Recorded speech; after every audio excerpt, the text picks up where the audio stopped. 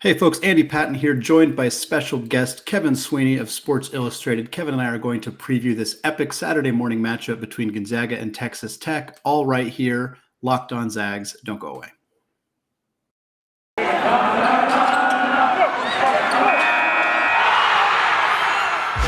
You are Locked On Zags, your daily podcast on the Gonzaga Bulldogs. Part of the Locked On Podcast Network. Your team every day.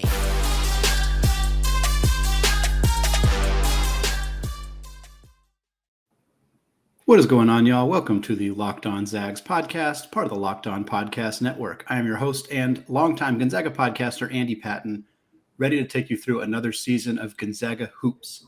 Today's episode is brought to you by NetSuite. NetSuite is the #1 cloud financial system to power your growth. Head to netsuite.com/lockedonncaa for special end-of-the-year financing on the #1 financial system for growing businesses. Thank you all for making this podcast your first listen of the day. We got a super special one today. We're joined by Kevin Sweeney. Kevin writes for Sports Illustrated. He co-hosts the excellent College Basketball Central podcast at CBB_Central. You can also find him on Twitter at the same name. Kevin, thank you so much for taking the time to come on the show. Thanks for having me.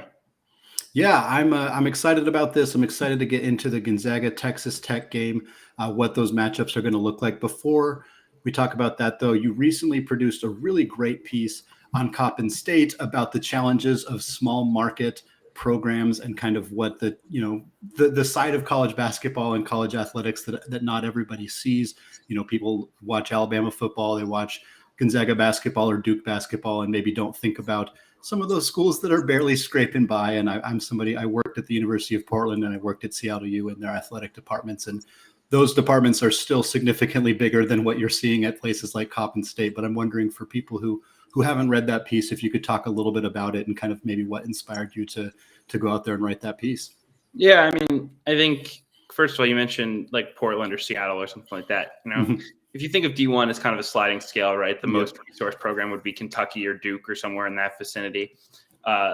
Somewhere close to 358 would be Coppin State, the least resource. They're bottom 5 in budget.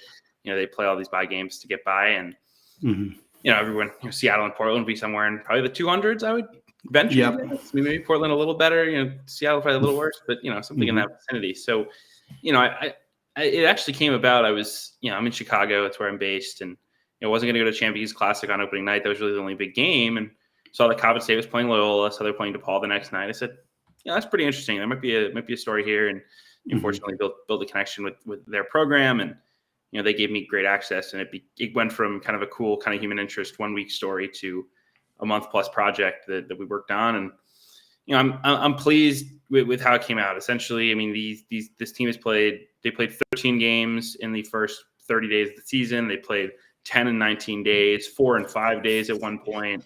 And virtually all of those are buy games. Those are games that you're getting $80,000, $100,000 to play and, try to fund your athletic department, not just the men's basketball team, but, they go out and they try to make somewhere in the order of $750,000. And obviously some of that goes to the travel to play those games themselves, but some of that goes to the team paying salaries, et cetera. But some of that goes to, the soccer team and the bowling team. And everything trickles down. I mean, they have a $4 million budget, give or take, for their whole athletic department. That's what a pretty well-paid college basketball coach makes at the biggest levels of college basketball. That's like a Chris Beard salary. So it's pretty remarkable. And I thought it was valuable to try to let people understand how the other half lives in college hoops. And not everyone's going to do it exactly like Coppin State has to, but their life looks a little bit more like that than it does like Duke, Kentucky. And it's been great getting all the kind of outpouring of support from people who've played at Coppin State or played in HBCU or coached it there and said, "Man, like you would not believe some of the stories I've had to say.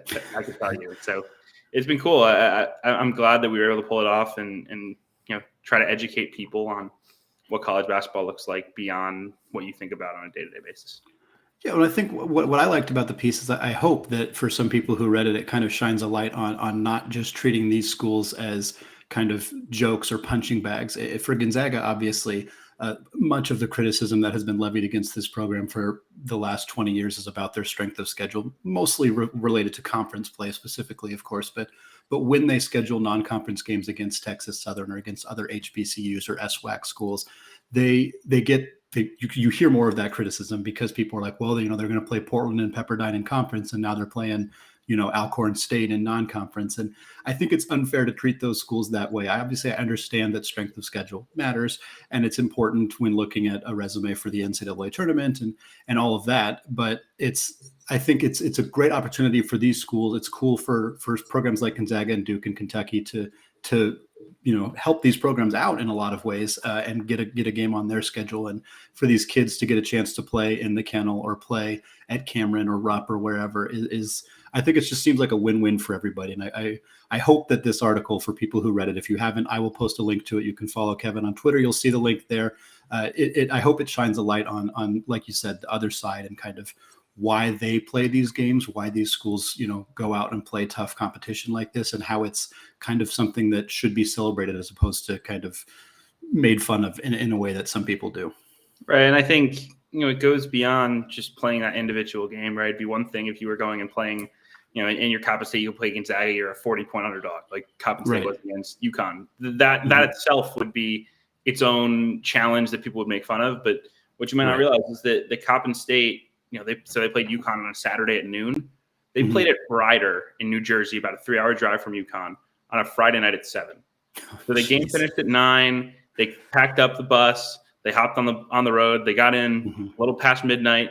They woke up the next morning and they played another game. And it's crazy. It's not glamorous. It's not fun. I actually got a DM from someone who was on a staff at Coppin State several years ago that said they were doing a 3 games in 3 days thing, and they got to one of the hotels and there had been a mistake in the rooms, and so they slept in the lobby. I mean, like these are the things that these programs go through. And again, Coppin State is probably the extreme example of it. There are a few programs out there probably comparable to them, but most are a little bit better shape than what Coppin does. But there's always a deeper story there beyond just okay, here was the final score and we lost, and we had a cool opportunity to get exposure on a big stage.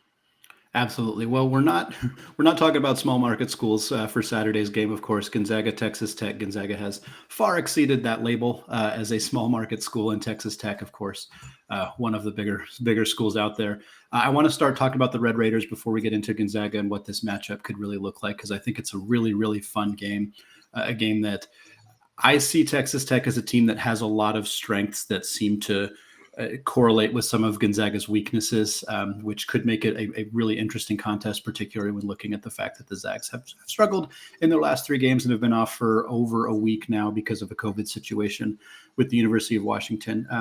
Can you just talk a little bit about like some key players for Texas Tech and some guys that I think maybe Gonzaga fans might not be super familiar with, and what this team might look like on Saturday? Yeah, I mean, they're very athletic and they're old. I think those are the 2 things that really stand out when you look at them. Their rotation is junior, senior, senior. Like it's an old group, and a lot of them are transfers. Mark Adams, their new head coach, was longtime top assistant for Chris Beard and was the architect of that defense, which swarmed around and obviously led Texas Tech to tremendous success. I think obviously it starts with Taryn Shannon, who you might be familiar with if you're just kind of a general college basketball fan. He's an NBA prospect. He was in the draft last year, went through the process, last second decided he'd come back to school, and that's been huge for them because he's 6'6". He's super athletic. He can handle the basketball. He can get to the rim.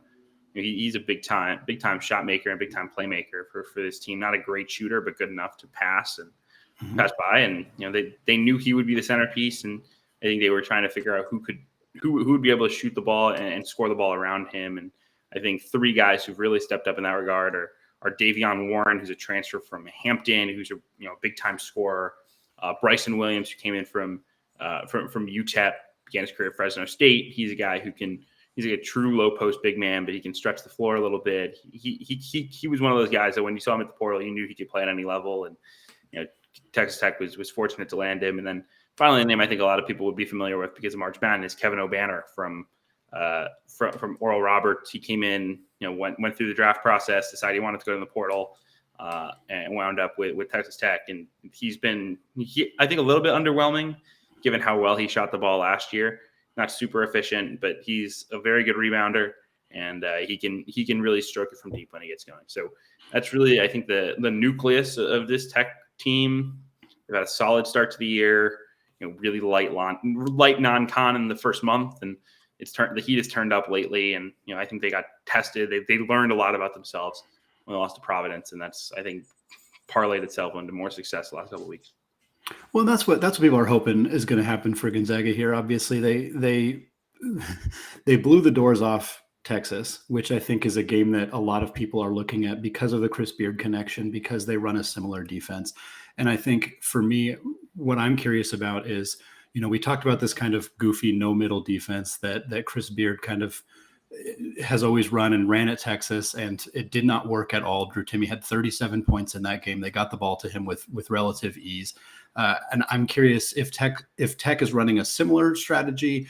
If, my assumption with the Longhorns at least was that they hadn't gelled yet. They had a really new roster, ton of transfers, a lot of young guys, new coach, obviously. And it felt like they weren't quite prepared to run that style. I'm guessing that's not going to be the case with Tech, but as somebody who's seen them, who's watched what they do defensively, I'm curious what you think about that kind of strategy in general and how it might work against Gonzaga.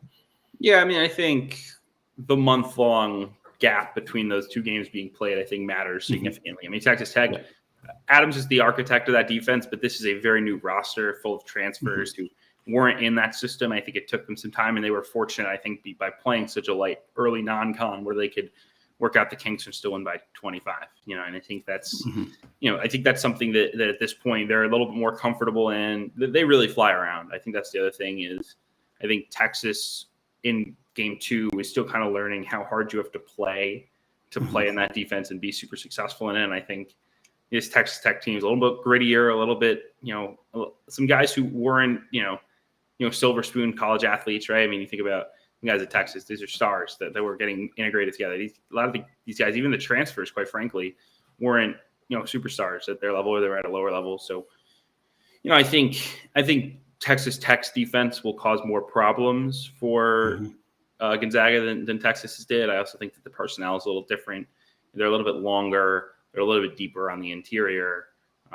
And I think that helped. That certainly showed against Tennessee. I think we'll see something similar against Gonzaga. All right. Thank you, Kevin, for helping us educate about Texas Tech. I know a lot of Gonzaga fans try to watch as many games as they can, but especially with Texas Tech not playing a lot of competitive games early in the season, I'm not sure how much everybody has seen them. So this is very helpful. We're going to look at this matchup against the Zags on Saturday, more about individual one-on-one matchups and how that might shake out. Before we get there, though, let's talk about today's sponsor, NetSuite. This is it, the putt to win the tournament. If you sink it, the championship is yours. But on your backswing, your hat falls over your eyes. Is this how you're running your business? Poor visibility because you're still relying on spreadsheets and outdated finance software? To see the full picture, you need to upgrade to NetSuite by Oracle. NetSuite is the #1 cloud financial system out there to power your company's growth. With visibility and control of your finances, inventory, HR needs, planning, budgeting, and more, NetSuite is everything you need to grow as a company, all in one convenient location. NetSuite lets you automate your processes and close your books in no times, while keeping you ahead of your competition. In fact, 93% of businesses surveyed increased their visibility and control after upgrading to NetSuite. Over 27,000 businesses already use NetSuite, and right now, through the end of the year, NetSuite is offering a one-of-a-kind financing program to those ready to upgrade at netsuite.com/lockedonncaa. Head to netsuite.com/lockedonncaa for special end-of-the-year financing on the #1 financial system for growing businesses. netsuite.com/lockedonncaa. Today's episode is also brought to you by BetOnline. BetOnline is back and better than ever. BetOnline has a new web interface for the start of the NBA and college basketball seasons and features more props, odds, and lines than ever before. BetOnline remains your #1 spot for all of the basketball and football action this season. Head to our new updated desktop or mobile website to sign up today and receive your 50% welcome bonus on your first deposit. Just use our promo code LOCKEDON to receive your bonus. From basketball, football, NHL, boxing, and UFC, right to your favorite Vegas casino games. Don't wait to take advantage of all the amazing offers available for the 2021 season. BetOnline is the fastest and easiest way to bet on all of your favorite sports. All right, segment 2, still Andy Patton, still locked on Zags, still talking with Kevin Sweeney of Sports Illustrated, and we're still previewing the Gonzaga versus Texas Tech game on Saturday, another matchup of two top 25 teams after Tech snuck into the rankings, in part because of their win over Tennessee. So with Gonzaga, we've seen more than I can remember in the last couple of years, some pretty significant flaws crop up over the last couple of games.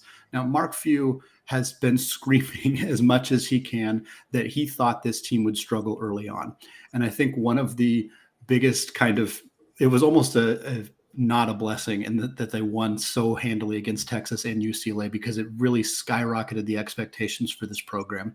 You have a 3-point loss to Duke, which is by no means a bad loss, but still stung a little bit. Then you have the Tarleton State game and the Alabama game, too, for different reasons, pretty significant struggles for this program. I see a handful of flaws with this team, but the two that stand out the most to me are poor outside shooting and turnovers from their guards.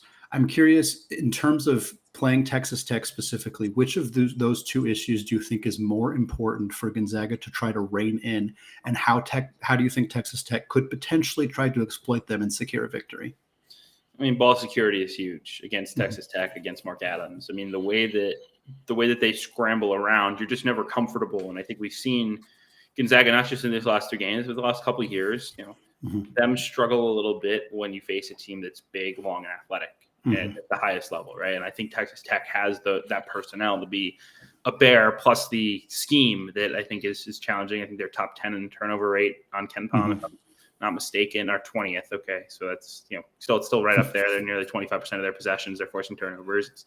They're impressive on that end of the floor, and I think for Gonzaga, I relatively trust Nembhard in moments like this, just because he's been through it. I think where the other two guards really need to step in, obviously with Bolton and Strother and in the starting lineup, but also think Hickman and to a lesser extent Dallas off the bench. I mean, there's just you have to be strong with the basketball, because they're going to be physical with you. They're going to get arms in passing lanes and just make you uncomfortable. And I think you just need really need confident guards out there. And I think if you don't come in valuing the basketball, it's going to be a long night.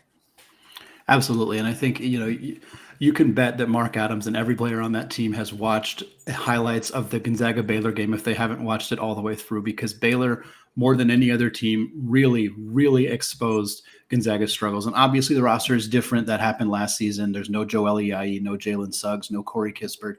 But Duke basically did the exact same thing and had success. And then Tarleton State, who is a smaller program, a program that people wouldn't have expected to hang with the Zags, managed to do that in part because of the physicality that they showed out away from the rim. For me, it seems so obvious to Gonzaga's best offensive player is Drew Timme, and Chet Holmgren is a great offensive player as well, particularly around the rim. And teams have figured out that, hey, the best way to stop them is to not let them get the basketball. And the best way to not let them get the basketball is to harass the heck out of the guards as soon as they get across half court. And I'm waiting for Gonzaga to make an adjustment. I don't know what that adjustment will be, but it seems like they haven't figured out a way to successfully kind of power through that pressure, especially when the teams are playing are long and physical, like Texas Tech will be, like Duke was, like Alabama was. And you can't just give the ball to Chet Holmgren as soon as you cross half court and just kind of hope that it works from there. I don't think that that's necessarily the most efficient way. But at the end of the day, until this team figures out a way to handle that pressure, they're going to be in for a long night. Yeah, I agree. And I think one potential way you could maybe mitigate this is, I think we saw this against Duke, when Gonzaga gets in kind of scramble mode. One of the things they did well was they get Timme the ball right at the high post or even at the top of the key, and then if the defense is lifted, you just back cut to death. And if not, then Timme tries to take a one-on-one drive. And he's actually gotten pretty good at taking guys off the bounce one-on-one into a post up, or even into a straight, go up strong and draw a foul or go score. So I think that's an option. I think, Texas Tech's bigs are pretty mobile and intelligent. Not that, Mark Williams for Duke wasn't, not that Jonathan Chamu at Baylor, or not like, obviously going back to, or the Alabama game with guys like Juwan Gary. It's not like those guys weren't, but I think Texas Tech's bigs are relatively well equipped to handle that. But I still think that's a good strategy for Gonzaga to try to deploy, at least, is try to make Texas Tech's aggression beat them, and trust your your veteran and Timmy to make good decisions, because if they're going to blitz them hard at the top of the key, or they blitz them across half court and force everyone to play either 4-on-3 or 4-on-4. I like Timmy's chances as long as you can get it into his hand. I think the other guys, you don't trust them quite as much. Absolutely. Switching over to Gonzaga defensively and kind of what this game might look like for them. I've been frustrated for people who've been listening to the show because one of the things we saw from Gonzaga early in the season was a lot of aggression around the perimeter from their guards defensively. Andrew Nembhard and Rasir Bolton. I don't know that either of them are elite defensive guards, but they were playing better than they have historically because they were playing with a lot more pressure. Hunter Salas, Anton Watson, very, very good defensive players on the perimeter. Julian Strother, a player that has surprised me with his defensive chops. And then we kind of saw Gonzaga pull away from that a little bit, particularly against Alabama, where they seemed to be playing very reactive defensively and kind of letting Alabama do what they wanted to do on offense. For a team that has one of the best rim protectors in the country, it strikes me as surprising that they wouldn't play really aggressive on the perimeter. If you get beat on a back cut, if a guy manages to get around you, you still have an extra layer of protection in Chet Holmgren. Yes, Drew Timmy's not quite the shot blocker that Chet Holmgren is, but he's proven better on that end of the floor than he was in his first 2 seasons. And for me, based on what I know about Tech, and I'm kind of hoping that you can shed some light on this as well, it seems like if Gonzaga lets them get into their offensive sets, they're going to run into some of the similar problems that they ran into against Alabama. Yeah, I think that's possible. I think the one thing I will say with Alabama versus Tech is Alabama plays 2 to 3 point guards on the floor at any given time. Ron Quinterly, J.D. Davison. I mean, those guys are outstanding handling the basketball. Texas Tech doesn't really play with a true point guard, and the only one that I guess you would consider one, and Malik Wilson won't play in this game. He's banged up. Still waiting on like an official timetable there, but they won't have Malik, and he was valuable in those situations. So, they're using Kevin McCullough, who for his first 2 years was like a glue guy wing as a point guard. And the thing that I saw with Texas Tech against Providence, certainly, but also against Tennessee was, when you force them to play in the half court, and Providence actually zoned them with a great deal of success, Texas Tech offense looked really kind of confused as to what they should be doing. Again, they've had more time. You'd expect that as the season goes on, they're going to get more comfortable. But I don't necessarily believe strongly in this Texas Tech half-court offense when they can't kind of bully their opponent. And there are maybe some matchups where they're going to try, right? I think, Shannon's probably going to wind up matched up with Strother, and Strother's, a good-sized wing, but Shannon, I mean, you'll see him when he gets on the court. I mean, he has quads that are just gigantic, and I think there will be some opportunity where Texas Tech just tries to, in semi-transition, just attack one-on-one opportunities and go to the rim, because this team, they have shooting, but I think if you're Gonzaga, it would be a win if Texas Tech shot 28, 33s in this game. I think that would be a win in my mind if I was Mark Few. So I think that's the real big difference, is that they don't have the playmakers off the bounce that are going to really scare you and then distribute off of those plays. I think that's the really critical thing. Like, once the help comes, I don't trust Taryn Shannon to dump it off to a dunker spot big the way that I trusted, say, J.D. Davison or trusted Javon Quinterly. So I think that's where I would stand. I think they're certainly a talented team offensively. They have a lot of guys who have led their team in scoring in previous destinations in college hoops. But not quite the ball handling prowess. I think that's something that could help Gonzaga in this game. All right, folks, still more to discuss with Kevin Sweeney before the big game on Saturday morning. But before we get there, let's talk about Built Bar. Built Bar is the best tasting protein bar ever, plain and simple. It's a protein bar that tastes like a candy bar. Built Bar has 9 delicious flavors, including some all-time favorites like raspberry, mint brownie, peanut butter brownie, coconut, and my personal favorite, salted caramel. Of course, Built Bar is not only great tasting, they are healthy too. Most Built Bar flavors have 17 grams of protein, 130 calories, and only 4 grams of sugar. 9 amazing flavors, all tasty and all healthy. Go to BuiltBar.com now and use promo code LOCKED15, and you'll get 15% off your first order. That's BuiltBar.com, promo code LOCKED15 for 15% off your first order. All right, segment 3, still Andy Patton, still locked on Zags, still talking with Kevin Sweeney. We're going to pivot away from talking about the Gonzaga-Texas Tech game, talk a little bit more about college hoops in general, most notably the fact that Similar to, I remember this really strongly in the 2012-2013 season, which was the first year Gonzaga was ever ranked number one. It's kind of been one of those seasons where it almost seems like nobody wants that spot. There's been a lot of teams that have kind of transitioned out of that spot. It's mid-December, so it's probably a little too early to make super sweeping judgments about how March is going to go. We know that it's early March is still too early to know how March is going to go with the way that college hoops goes. But I'm curious, having watched a lot of games this year, which of those teams that have kind of vied for that number one spot are you thinking are going to have the best chance of hoisting that trophy at the end of the year? Yeah, I mean, I think this year, to me, there's 6 or 7 teams at the top that are relatively interchangeable in their combination of talent level, coaching, chemistry, et cetera. And again, that can change as the season goes on. But, I think last year I was pretty confident it was Gonzaga and Baylor and everybody else. And right now it doesn't feel that way. I think Gonzaga's in that conversation. I think Baylor's certainly in that conversation, the way that they played. They're incredible on defense. They're playing, they have incredible size and athleticism. They've been really impressive. I saw Arizona last week in Champaign against Illinois. That was a really entertaining atmosphere, but also really impressive game for Arizona, because you were sitting there thinking, okay, well, every option that Arizona had on its pregame kind of scouting report, Illinois generally took away, and Arizona still found a way to win it. And they're really good. They're athletic. They're talented. They're well coached. Obviously, Tommy Lloyd doing a great job. So I think they're in that conversation. I think Purdue is in that conversation. I think Kansas will be in that conversation. They're taking a little bit of time, but Agbaji's just been special. Maybe, and Duke, I think, would also. I think that would be true. If you ask me what's tier one in college basketball, it would be those teams right now. Yeah, I think it's been really fun to see. Kind of, for the most part, it hasn't changed too much. Obviously, Arizona's kind of the most recent addition to that group, and obviously, Gonzaga fans are somewhat conflicted because we love Tommy Lloyd. We've loved him forever. He was obviously assistant coach at Gonzaga for so long, and now he's having a ton of success early on, but with Arizona, a team that has beat Gonzaga multiple times and had this kind of intense rivalry with. But I can't tell you how excited I would be if the 1 and 2 seeds out in the West were Gonzaga and Arizona, and if those two teams got a chance to battle it out. I know they canceled their game, obviously, once Tommy took that job, because they didn't want to.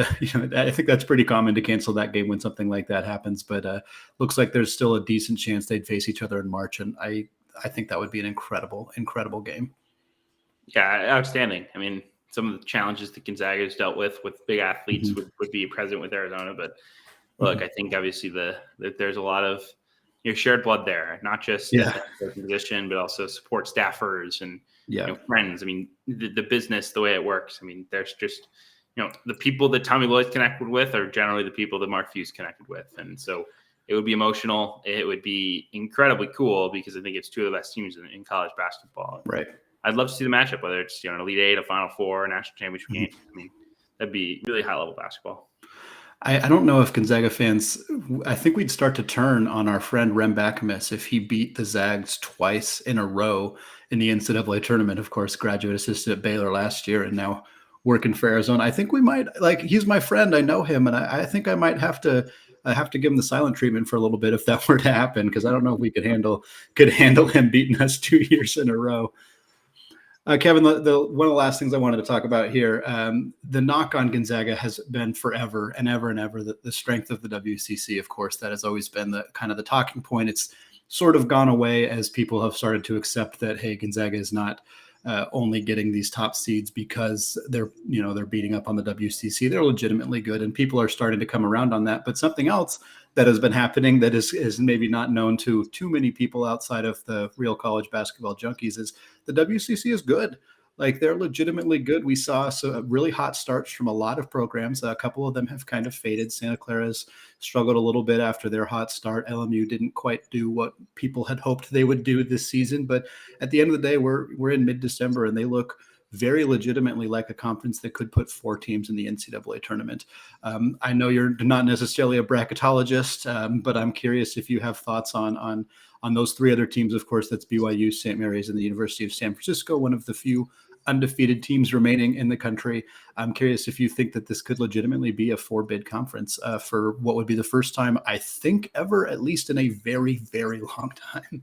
I think there's a path to 4. My personal hunch would be that the 3 is probably the most likely situation. And I think if you said, what are the odds of 2 versus what are the odds of 4, I think it'd probably be about even.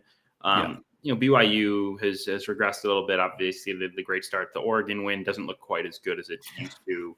But I think the same thing for St. Mary's. I mean, St. Mary's goes to Maui. I was in that building for those games, and very impressive. They're very well schooled. Obviously, they're experienced, but I don't think they're by any means a lock. I think San Francisco, they've got some work to do in the rest of their non-con. They've played good teams, but the limits of how you can schedule when you're San Francisco is challenging. Right. They're not going to get good teams aren't going to want to buy them, but if you play only bad teams, you're not going to get in that large. So it's like, what do you do? And they've done a nice job of trying to mess around the margins. Obviously, Todd Golden and their whole staff is very analytically minded. So I trust that their metrics will be good. The question is, do they have the wins? Obviously, you'll get the opportunities. I think that's the saving grace really for all 4 of those teams is that at minimum you'll have those 6 games against the other 3 teams that will be valuable, but also maybe good chance, I would say, Loyola Marymount's at least a Q2 road game. Maybe it sneaks Q1. Maybe they wind up top 75. Same thing with Santa Clara. Q2, small chance, maybe Q1. That's valuable stuff, and it's all around the margins. But if you can say you played 10, let's say, Q1 plus Q2 conference games, or 8 even, that'd be certainly putting yourself on a higher standard than other quote unquote mid-major leagues. And I think that's all you could really ask for. So that would certainly help BYU, San Francisco, St. Mary's in their hopes of getting in. I think they have a real opportunity to. I think I would bet on 3 if I had to right now, but I don't think 4 is out of the question by any means. Yeah, I'm right in the same boat. I think 3 seems like the most likely outcome for me. I'm hoping that San Francisco sneaks in just so that it's different for the first time in a long time. I don't think a team not named BYU, St. Mary's, or Gonzaga has made the tournament since 2008 when San Diego upset Gonzaga in the WCC championship game. USF certainly strikes me as a team that nobody would want to face in March because of that analytically mindedness, because they have, for me, like experienced, talented guards always seems to be a good recipe for success, even for smaller market schools. And for a guy like Jamari Bouye, who is an absolute stud, averaging 20 a game, 5 boards, 4 assists, just an absolute animal. I'm really excited to see the Gonzaga San Francisco games. I said this on a podcast recently, like if I had to trade Gonzaga losing at War Memorial to USF, if that's what gets the Dons in the tournament, I'm going to take it. I'd accept it. I know it's not hard. It's hard to root against your team, but I think this could be a really, really fun team in March if they get that opportunity. Yes, certainly. I mean, I think Todd Golden does a great job. Obviously, Bouye is incredible. And, they did a nice job in the portal this spring of filling holes, right? They knew what they had with Bouye and Shabazz, and they went out and got a third guard who could really score in Stefanini. And what they really needed was to beef up the front court to hang in with the Gonzaga, to hang in with the BYU, and just go get Masalki, who's been tremendous. I've been surprised how good he's been. Tepe has been a little bit disappointing, but he's a big body. You could throw at people and certainly battle tested. They're deeper up there, so I think that's helped them tremendously. They're a great team. I would not want to see them in March. I hope they can find their way into the field without a doubt. Kevin, thank you so much for taking the time to come on the show to talk Zags, talk Texas Tech, talk a little bit WCC. If you're listening to this and you want to give him a follow, you can find him at CBB_Central on Twitter. Kevin, thanks again. Thanks, Andy. All right, that is going to do it for today and for this week. We got a really fun game coming up on Saturday morning. We're going to talk all about it next week, all right here, Locked On Zags, available wherever you get your podcasts. Thank you all for listening, and go Zags.